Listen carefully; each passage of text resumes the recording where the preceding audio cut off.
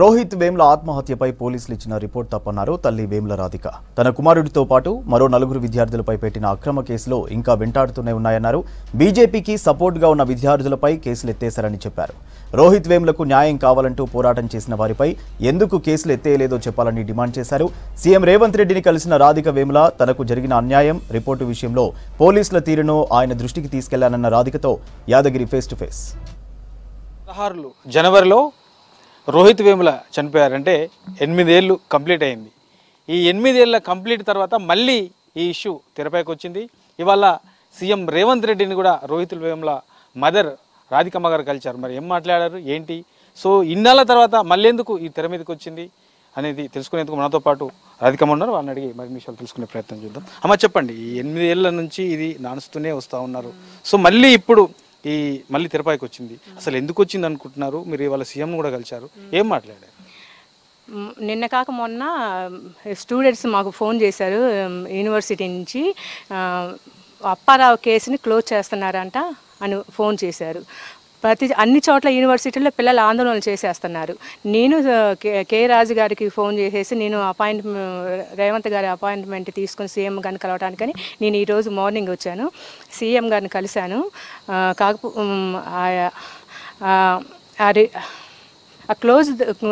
Case close దాని గురించి మాట్లాడాను. అట్లా చేశారండి, మాకు చాలా అన్యాయం జరిగింది అని మాట్లాడితే కేసు రీఓపెనింగ్ ఆల్రెడీ చెప్పేసేసాము, చేస్తున్నాము, ఫెయిర్ ఎంక్వైరీ పెడతాము అన్నారు. నేను స్టూడెంట్స్ గురించి కూడా ఆ రోజు రోహిత్ వేములను సస్పెండ్ చేసినప్పుడు మిగతా 4 కూడా నా బిడ్డలు ఉన్నారు, వాళ్ళ గురించి కూడా ఇంకా చాలా మంది ఉన్నారు, కొన్ని 80 మంది మీద ఏమో కేసులు పెట్టారు బీజేపీ వాళ్ళు.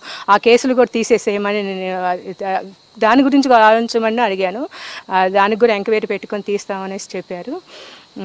ఈ ఎలక్షన్ అయినాక మేము చేస్తామమ్మా అన్నారు. రోహిత్ వేముల దళితుడు కాదు, బీసీ అని తెలిసింది. అదొకటను రోహిత్ వేముల బతికున్నప్పుడు బీసీ అని తెలుసుద్దేమోనని ఆత్మహత్య చేసుకున్నారని చెప్పారు. అది ఆత్మహత్య కాదని నేను మొదటి నుంచి నా పిల్లోని చంపారు సుశీల్ కుమారు వాళ్ళ మీద నేను అప్పుడు కేసు పెట్టాను, నా పిల్లోని చంపారని. వీసీ అప్పారావు గారిని కూడా చేర్చి అందులో స్మృతి అయ్యరాన్ని, దత్తాయత్రయన్ని, రామచంద్రరావుని వీళ్ళందరూ నాకు కలిసి నా బిడ్డను చంపారన్నాను. ఈ రోజుకి కూడా వాళ్ళు ఆత్మహత్య అంటున్నారు.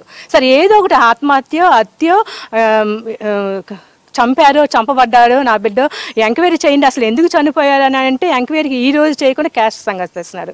అసలు పిల్లోడు ఎందుకు చనిపోయాడు అనే ఎంక్వైరీ 8 సంవత్సరాలు రాలేదు, అసలు అది తేల్చలేదు. ఇదంతా బీజేపీ చేస్తున్న కుట్ర అండి. ఎందుకంటే దేశంలో బీజేపీ ఓడిపోబోతుంది ఈసారి. ఓడిపోతే వాళ్ళు అందరు కలిసి జైలుకి వెళ్తారు. నేను కేసు పెట్టిన వాళ్ళు అందరూ కలిసి నా బిడ్డను చంపబడిన వాళ్ళు అందరూ జైలుకి వెళ్తారని భయంతో ఇది కేసుని క్లోజ్ చేసేసారు. ఎట్లా అంటే ఎంక్వైరీలో భాగంగా మళ్ళీ మిమ్మల్ని పోలీసులు కానివ్వండి లేదంటే సంబంధిత అధికారులు కానీ ఎవరన్నా కలిసారా, వచ్చి మిమ్మల్ని అడిగారా? అంటే 2018, 17, 18 దాకా మేము కలెక్టర్ దగ్గరికి వెళ్ళాము. ప్రతి సంవత్సరం పిలుస్తూనే ఉన్నారు, మమ్మల్ని ఎంక్వైరీ చేస్తున్నారు క్యాస్ట్ విషయంలో. అది బేస్ చేసుకొని ఈరోజు వాళ్ళు తప్పుడు సమాచారం ఇచ్చేసి క్లోజ్ చేసేసారు దాన్ని. అంతేగాని 2019 అప్పుడు ఎలక్షన్స్ వచ్చినాయి, అప్పటి నుంచి వాళ్ళు మమ్మల్ని పిలవలేదు. తర్వాత కోవిడ్ వచ్చింది, తర్వాత మమ్మల్ని పిలవలేదు. అప్పుడు బీజేపీకి అనుగుణంగా వాళ్ళు రాసుకున్నారు, అది ఇప్పుడు బయట పెట్టారు. ఇవాళ సీఎం రేవంత్ రెడ్డిని కూడా కలిశారు, ఏం మాట్లాడారు మీరు? సీఎం నుంచి మీకు ఏం హామీ వచ్చింది? అదే చెప్పాను కదా, సీఎం గారి దగ్గరికి వెళ్ళేసి కేసు క్లోజ్ చేసిన దాని సంగతి మాట్లాడాను. వాళ్ళు నిన్న క్లోజ్ చేసేస్తే పొద్దురు కోర్టుకి సబ్మిట్ చేసేస్తే సాయంత్రానికి రీఓపెనింగ్ అని చెప్పేశారు. కొంచెం గ్యాపే, అంతేగాని అది క్లోజ్ చేయడం కాదు, కేసు కొట్టేసేయడం కాదు, కొంచెం గ్యాప్ వచ్చింది. రీ ఎంక్వైరీ వేస్తానన్నారు, అది ఫెయిర్గా వేస్తానన్నారు ఎంక్వైరీ. పిల్లల కేసుల విషయం కూడా మాట్లాడాను. అది ఇది సస్పెండ్ అయిన పిల్లలు ఈరోజు ఈ కేసులు తీయకుండా ఉంటే ఈ రోజు కూడా ఉద్యోగాలు లేవు. సొంకన్న అన్న పిల్లోడు పొలం పనులు చేసుకుంటూ బతుకుతున్నారు, PhD చదివిన పిల్లోడు పొలం పనులు చేసుకుంటున్నారు, వాళ్ళకి సరైన ఉద్యోగాలు లేవు. దాని గురించి కూడా కేసులు తీసేసి ఏర్పాటు చేస్తారా సార్, కొంచెం దాని గురించి కూడా ఆలోచించండి అన్నాను. ఆలోచిస్తానమ్మా అన్నారు.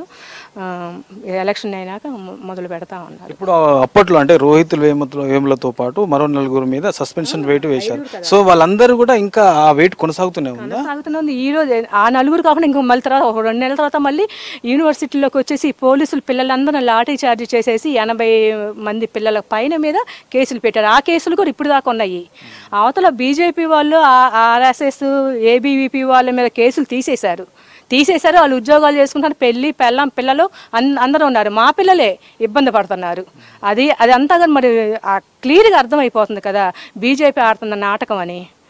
అది ఎట్లా అంటే ఈ ఎంక్వైరీలో భాగంగా ఈ పోలీసుల తీరు ఇవన్నీ చూస్తుంటే మీకు ఏమనిపిస్తుంటుంది? వాళ్ళు చాలా అన్యాయం చేస్తున్నారండి. నన్ను అక్కడ చనిపోయింది నా బిడ్డ చనిపోతే నేను కదా పోరాడేది. నా దగ్గర కదా ఎంక్వైరీకి వచ్చి అడగాల్సింది. ఎక్కడెక్కడో ఎంక్వైరీలు చేసేసి రోహిత్ దళితుడు కాదని అని మాట్లాడటం చాలా అన్యాయంగా ఉంది. నేను చాలా ఖండిస్తున్నాను దాన్ని. వాళ్ళు అలా చేయకూడదు, ఒకళ్ళని బాధ పెట్టకూడదండి. ఎందుకు బాధ? ఇప్పుడు పోలీసులు బీజేపీ చెప్పినట్లు ఆడుతున్నారు. ఏం పోలీసులకి మేము ఇచ్చిన డబ్బులు వాళ్ళ జీతాలకు వెళ్ళటలేదా? బీజేపీ వాళ్ళు మోడీ గారు జోబులో డబ్బులు ఏమైనా ఇస్తున్నారు ఆయన చెప్పినట్టు ఆడటానికి? చాలా తప్పు చేస్తున్నారు పోలీసులు కూడా. ఎవరెవరైతే ఇందులో అన్యాయం చేస్తున్నారో అందరికీ నా ఉసురు తగులుద్ది. తప్పకుండా నేను బిడ్డ కోల్పోయి నేను ఉన్నానని బాధపడతా, నా ఉసురు తప్పకుండా తగులుద్ది వాళ్ళకి. అంటే ఇప్పుడు 8 ఏళ్ళు అవుతుంది కదా, మళ్ళీ యూనివర్సిటీకి ఎప్పుడన్నా వెళ్ళారా మీరు? అంటే రోహిత్ వేములకి కూడా సపోర్ట్ చేసిన వాళ్ళు చాలా మంది ఉన్నారు. మళ్ళీ ఎప్పుడన్నా అక్కడ కలిశారా? అక్కడ సిచ్యువేషన్ ఎట్లా ఉంది? ఏమన్నా మార్పు కనపడుతుందా యూనివర్సిటీ? సంవత్సరం రోహిత్ వేముల డెత్ యానివర్సరీకి ఖచ్చితంగా నేను ఎక్కడున్నా, నాకు ఒంట్లో బాగోపోయినా నేను వచ్చేసి పిల్లడు స్టాచ్యూ ఉంది ఇక్కడ, నేను అది చూసుకొని వెళ్తాను నేను ఖచ్చితంగా. అప్పుడు పిల్లలందరూ వస్తారు, కలుస్తారు, వెళ్ళిపోతూ ఉంటారు. పిల్లలు కొత్త వాళ్ళందరూ వస్తూ ఉంటారు.